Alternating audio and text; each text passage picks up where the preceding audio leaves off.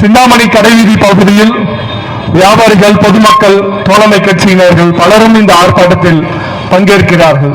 அவர்களுக்கும் எமது மாலை நேர வணக்கத்தை தெரிவித்துக் கொள்கிறோம். இன்றைய மேலால் பல்வேறு தொழிலாளர்களோட பிரச்சனைகளும் இன்னைக்கு பெண்கள் பாதிக்கப்படக்கூடிய விஷயங்களும் தோழர்கள் பேசினார்கள். இந்தியா நாட்டின் முதன்மையான பிரச்சனையாக இன்று கார்ப்பரேட் காவி பாசிசம் என்பது தலை தோங்கி இருக்கிறது. கடந்த 10 ஆண்டுகளில் மோடி ஆட்சி பல்வேறு மக்கள் விரோத திட்டங்களும் சட்டங்களும் மாற்றியிருக்கிறார்கள். மேல்நாள் உரிமைக்காக போராடி தொழிலாளர்கள் உயிரை கொடுத்து ரத்தம் சிந்தி போராடிய சட்டங்கள் அனைத்தும் இன்று சட்ட திருத்தங்களாக மாற்றம் செய்யப்பட்டு அவர்கள் எல்லாமே ஒழித்து கட்டப்பட்டு இருக்கின்றன. 3 வேளாண் சட்டங்களை தொடங்கி தொழிலாளர்களுக்கான 44 சட்டங்களை 44 சட்டங்களை வெறும் 4 சட்ட தொகுப்புகளாக மோடி அரசு மாற்றி இருக்கிறது. அது மட்டுமல்ல, மாணவர்கள் மத்தியிலே கல்வி உரிமையை பறிக்கும் வகையில் நீட் தேர்வு, புதிய கல்விக் கொள்கை, இப்படி பல்வேறு விஷயங்களை திணிக்கிறது. வியாபாரிகள் மத்தியில ஜிஎஸ்டி வரியை போடுறாங்க, இன்னும் பல்வேறு வரிகளை போடுறாங்க. அரிசிக்கு கூட 5% ஜிஎஸ்டி வரி போடுறாங்கன்னு சொல்லிட்டு அந்த சங்கத்தினர் கண்டிச்சிட்டு இருக்கிறாங்க. இப்படி இந்த நாட்டோட குடிமகளாக சொல்லக்கூடிய, இந்த நாட்டோட உழைப்பாளிகளாக சொல்லக்கூடிய அனைத்து பிரிவினர் மீதும் கடந்த 10 ஆண்டுகளாக அவர்கள் பெறப்பட்ட உரிமைகள் அனைத்தும் பறிக்கப்பட்டிருக்கிறது. அதுதான் மோடி அரசாங்கத்தோட 10 ஆண்டுகால ஆட்சியோட சாதனை. வளர்ச்சி வளர்ச்சி என்று பேசி யார் வளர்ச்சி அடைகிறார்கள் என்பதுதான் நாம் கேட்க வேண்டியிருக்குது. இன்னைக்கு கார்ப்பரேட் முதலாளிகள் தான் 125 மடங்கு சொத்து அதிகரிச்சிருக்குது. 9 பணக்காரர்களோட சொத்து 50% மக்களோட சொத்துக்கு சரிசமமா இருக்குது.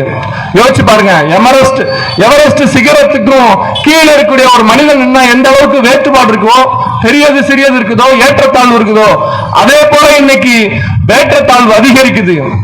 இன்னைக்கு 3 வேளை சாப்பிடுற மக்கள் 1 வேளை 2 வேளையாக அவங்களோட உணவு மாறி போயிட்டு இருக்குது.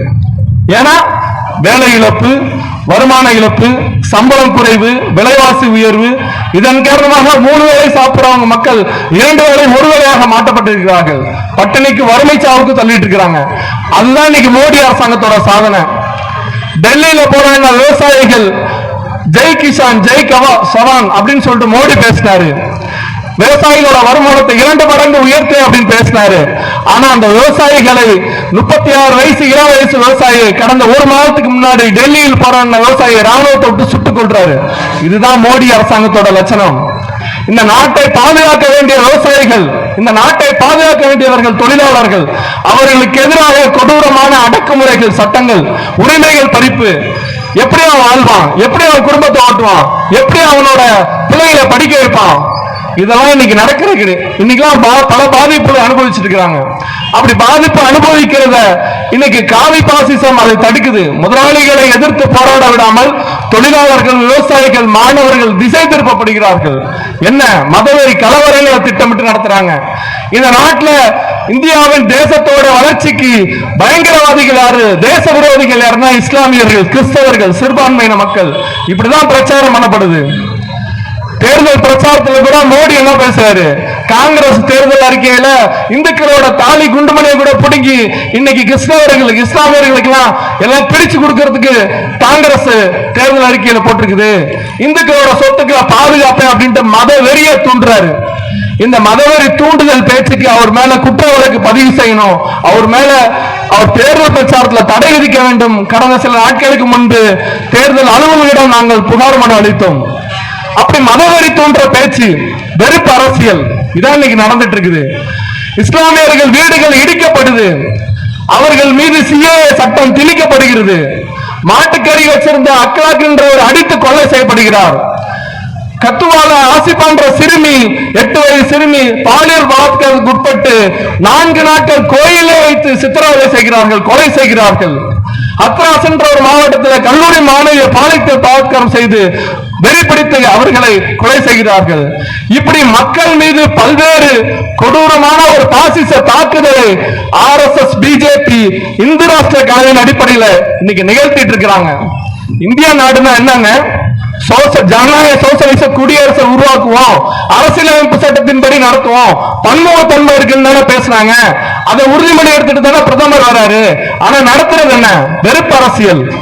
முழுக்க முழுக்க இந்த நாட்டுல இந்துக்களுக்கு ஆட்சி செய்யறேன்னு சொல்லிட்டு ஒட்டுமொத்த சிறுபான்மை மதத்தை அடித்து விரட்டுவதுதான் இப்படி பல்வேறு திட்டங்களை போடுறாங்க. அப்படி செய்யறது மூலமா என்ன ஆகுது? அடுத்த தாக்குதல் பழங்குடி மக்களும் தலித் மக்களும். பழங்குடி மக்களுக்கும் தலித் மக்களுக்காக போராடின பல்வேறு அறிவுத்துறையினர்கள், சமூக செயல்பாட்டாளர்கள் அவர்களெல்லாம் முடிச்சு உபா சட்டத்துல போடுறாங்க. அப்ப பயங்கரவாதிகளை இது பண்றதுக்காக கொண்டு வந்த உபா சட்டம் இன்னைக்கு சமூக ஆர்வலர் ஒரு தலித்துக்காக பேச முடியாது, ஒரு பழங்குடி மக்களுக்காக பேச முடியாது, அவர்களை சிறை போடுறாங்க. ஸ்டைன் சாமியார்னு சொல்லிட்டு வரகாலூர் பக்கத்துல புலம்பாடி பக்கத்துல வரகாலூர், அவர் அங்க பிறந்திருந்தாரு. அவரு சமூக ஒரிசா போன்ற மாநிலங்கள்ல பழங்குடி மக்களோட உரிமைகளை போய் பேசிட்டாரு. அவரை உபா சட்டத்துல போட்டு சிறையில அடிச்சு கொண்டாங்க. அவர் குறைந்தபட்ச மனிதாபிமான அடிப்படையில கூட அவர் வயசானவர், அவர் ஒரு கை நடுக்க உள்ளவர், அவருக்கு ஒரு ஸ்ட்ரா கூட கொடுக்காத அளவுக்கு நீதிமன்றம் இந்த பாசிச மோடி அரசு தடுத்து அவரை கொலை செய்தார்கள். இதுதான் நடந்துட்டு இருக்குது. அப்ப பெரும்பான்மையான உழைக்கும் மக்களை இன்னைக்கு வாழ்வாதாரம் இழந்து விலைவாசி உயர்வால வாழ வழியற்றவர்களாக இந்த காவி பாசிச குண்டர்கள், RSS குண்டர்கள் இந்து மத வெறியை பரப்புகிறார்கள், முஸ்லிம் வெறுப்பை பரப்புகிறார்கள். இவர்களுக்கு எதிராக நாம் எச்சரிக்கையா இருக்க வேண்டும். அப்படி எச்சரிக்கையா இருக்க வேண்டிய இந்த நாட்டோட தொழிலாளி வர்க்கம் எப்படி இருக்குது? கடவுள் பக்தியில, மூட நம்பிக்கையில, அறியாமையில, இப்படி காரியவாதம், பிழைப்போதம், இப்படிப்பட்ட நிலைமைகள்ல இன்னைக்கு தொழிலாளி வர்க்கம் பல்வேறு வகையில மாறி போயிருக்கிறாங்க. இன்னொரு பக்கம் தொழிலாளி வர்க்கம் எதிர்த்து போராடி கார்பரேட் முதலாளிகளை பணிய வைக்கக்கூடிய போராட்டமும் நடக்குது. ஆனா பெரும்பான்மைய மக்கள் இன்னைக்கு கடவுள் பக்தியில நடைபாதை, கோயில் திருவிழா நடைபாதை ஆரம்பிச்சிட்டாங்க. கோயில் திருவிழா வருஷத்துக்கு ஒரு முறை வரும். அழகு குத்துவது, காவடி எடுப்பது, பாத யாத்திரை நடந்து போறது, இதெல்லாம் ஒரு வருஷத்துக்கு ஒரு முறை வரும். ஆனா இன்னைக்கு தினசரி கோயிலுக்கு நடக்க ஆரம்பிக்கிறார்கள். மக்கள்கிட்ட அறியாமையும் கடவுள் பக்தியும் மூட நம்பிக்கையும் பரப்புகிறார்கள். அதுவும் திட்டமிட்டு RSS போன்ற பிஜேபியர்கள் கோயில் கட்டுறதுக்கு, அதுக்கான விழாக்களை தூண்டுவதற்கான வேலைகளை செய்யறாங்க. அப்ப மக்கள் கார்பரேட் முதலாளிகளை எதிர்த்து போராட விடாமல், காவி பாசிசவாதிகளை எதிர்த்து போராட விடாமல், தொழிலாளர்கள் கொண்ட அனைவரையும் மடையர்களாக, முட்டாள்களாக, காரியவாதிகளாக, பிழைப்புவாதிகளாக உருவாக்குகிறார்கள். அந்த இதுக்கு பலியாக கூடாது. நாம் காவி பாசிசத்தை வீழ்த்துவதன் மூலம், கார்பரேட்டோட கொள்ளையை தடுக்கிறது மூலம் இந்த நாட்டில் ஒரு பொது உடைமை சமுதாயம் அமைப்பதற்கு, இந்த நாட்டில் அதை வீழ்த்துவதற்கு, ஒரு ஜனநாயக கூட்டரசை உருவாக்குவதற்கு தொழிலாளர்கள் ஒற்றுமையுடன் ஒன்று சேர்ந்து போராட வேண்டி இருக்குது. இன்னைக்கு நுகர்வு வெறி கலாச்சாரத்தில் இன்னைக்கு பல்வேறு பொருட்களை வாங்கி சுகபோகமான வாழ்க்கையை அனுபவிக்கிறதுக்கு BHL தொழிலாளர்களை உருவாக்கி வச்சிருக்காங்க. 1 லட்சம் 2 லட்சம் சம்பளம் போட்டு.